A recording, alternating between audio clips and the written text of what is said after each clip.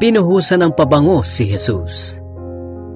Nang si Jesus ay nasa Betania, habang kumakain siya sa bahay ni Simon na dating may malubhang sakit sa balat, dumating ang isang babae. May dala siyang mamahaling pabango na nasa isang sisidlang yari sa batong alabastro. Ang pabangong ito ay puro at mula sa tanim na nardo. Binasag niya ang leeg ng sisidlan at saka ibinuhos ang pabango sa ulo ni Jesus. Nagalit ang ilang tao na naroon. Sinabi nila, "Bakit niya sinasayang ang pabango? Maipagbibili sana iyan sa halagang katumbas ng isang taong sweldo at maibibigay ang pera sa mga mahihirap." At pinagalitan nila ang babae. Pero sinabi ni Jesus, "Pabayaan ninyo siya.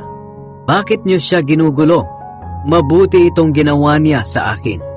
Ang mga mahihirap ay lagi ninyong makakasama at maaari kayong tumulong sa kanila kahit anong oras. Pero ako ay hindi niyo laging makakasama." Ginawa ng babaeng ito ang makakaya niya para sa akin. Binuhusan niya ng pabango ang katawan ko bilang paghahanda sa aking libing.